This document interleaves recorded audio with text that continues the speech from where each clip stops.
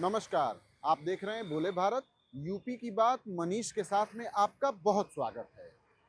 मंत्रियों को आखिरकार उनके विभाग मिल गए। जिन 6 मंत्रियों ने नए मंत्रियों ने शपथ ली थी और 2 का तो प्रमोशन हुआ था, यानी 10 मई को 8 मंत्रियों ने शपथ ली थी। अब उनके विभागों का बंटवारा भले ही 1 हफ्ते बाद ही हुआ हो, लेकिन आखिरकार हो गया। बहुत मगजमारी चलती रही कि आखिर विभागों के बंटवारे में इतना विलंब क्यों। उदाहरण उत्तराखंड का भी दिया जाता रहा कि उत्तराखंड में कैबिनेट का विस्तार हुआ और अगले ही दिन या शाम तक मंत्रियों को विभाग दे दिए गए। लेकिन यूपी में ऐसी क्या खिचड़ी पक रही है भाई साहब कि 10 मई को मंत्रियों का राजभवन में शपथ ग्रहण हो गया और 16 तारीख तक विभागों का बंटवारा नहीं हुआ। 17 तारीख की शाम को मंत्रियों को उनके विभाग मिले। अब यूपी की बात निराली है, यहाँ की राजनीति भी अलग होती है, वो भी तब जबकि चुनावी साल में पार्टी जा रही है। तो मंत्रियों के विभागों का बंटवारा कोई बच्चों का खेल तो है नहीं। जाहिर सी बात है, किसको क्या मिलेगा इसके राजनीतिक मायने भी निकाले जाएंगे। लेकिन बात और आगे करेंगे कि विभागों के बंटवारे में किस पेचीदगी की बात लोग करते रहे, किसको क्या मिला, किससे क्या छिना। लेकिन पहले ये देख लेते हैं कि किन मंत्रियों को कौन सा विभाग मिला।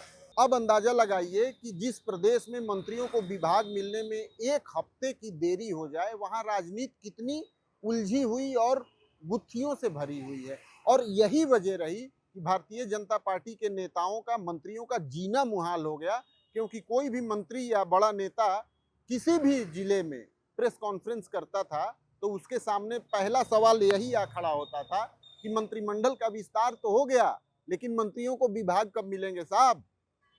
कई बार तो कुछ मंत्रियों ने अपना पेशेंस भी खो दिया। देखिए नितिन अग्रवाल को। हो गया है, उन मंत्रियों ने शपथ ले ली है, उनका विभाग में गया है और विभाग नहीं मिला है, वो बाकी सारी सुविधा मिल गई। विभाग में कहाँ अर्चना रहे, जिनके लखनऊ के लिए। अरे आप चिंतित क्यों हैं? ये सरकार का विषय है तो विभाग बहुत जल्दी मिल जाएंगे। एक तो तमीज से बात करेंगे, नहीं आप तमीज से बात करेंगे, नहीं आप तमीज से बात करेंगे। प्रोटोकॉल में आप प्रोटोकॉल में रहिए। तो जाहिर सी बात है, जिसके हाथ में जो शक्ति न हो या जिसके पास उसका सही उत्तर न हो, वो तो बार बार ऐसी बातें पूछने से झुंझलाएगा ही। लेकिन खैर, विभागों के मामले में क्या बड़ी बात हुई है? 2 बड़ी बात तो बहुत स्पष्ट रूप से दिखाई दे रही है। एक तो ये कि राकेश सचान, जो कि स्वतंत्र प्रभार के राज्य मंत्री हैं, उनसे एक बड़ा विभाग ले लिया गया है। एमएसएमई यानी लघु मध्यम और सूक्ष्म उद्योग उनसे लेकर और भूपेंद्र चौधरी को सौंप दिया गया है। दूसरा बड़ा विभाग, थोड़ा वजन दयाशंकर मिश्र दयालु का भी हल्का किया गया है। उनसे food security and drug administration department लेकर अजीत सिंह पाल को दे दिया गया है। लेकिन मुख्यमंत्री के पास जितने विभाग थे 30 से ज्यादा, उनमें से कुछ विभागों का बंटवारा अन्य मंत्रियों को किया गया है। यानी मुख्यमंत्री के पास जो विभाग थे वो भी दूसरे को दिए गए हैं। जैसे फूड एंड सिविल सप्लाई मुख्यमंत्री के पास था, वो कैबिनेट मंत्री मनोज पांडे को दे दिया गया है।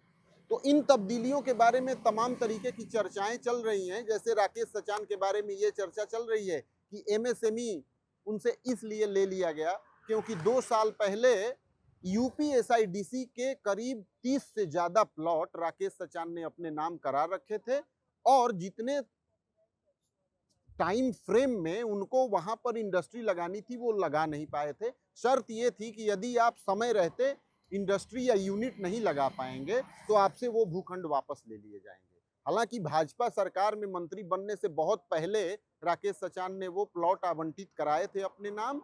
2012 में जब सूबे में अखिलेश यादव की सरकार थी और राकेश सचान सपा से सांसद थे, तब फतेहपुर में उन्होंने ये आवंटन कराया था। तो इसके बारे में ये कहा जा रहा है कि शायद जो वो विवाद उनके साथ जुड़ा था उसकी वजह से एमएसएमई डिपार्टमेंट उनसे ले लिया गया हो। लेकिन ये बात बहुत पुरानी हो चली और इस समय तो शायद ही लोगों को याद हो कि राकेश सचान के साथ जमीनों का ऐसा एक मामला जुड़ा भी था।